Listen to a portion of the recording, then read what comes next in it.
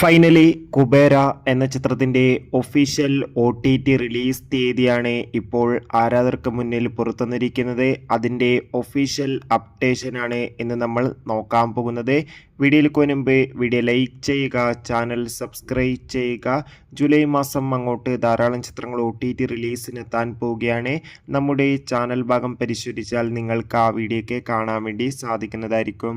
ധനുഷ്, രേഷ്മിക, നാഗാർജുന എന്നൊക്കെ പ്രധാന കഥാപാത്രങ്ങളായ ചിത്രമായിരുന്നു കുബേര. ചിത്രത്തിന് അത്യാവശ്യം ഒരു വിജയം സ്വന്തമാക്കാൻ വേണ്ടി സാധിച്ചിട്ടുണ്ടായിരുന്നു.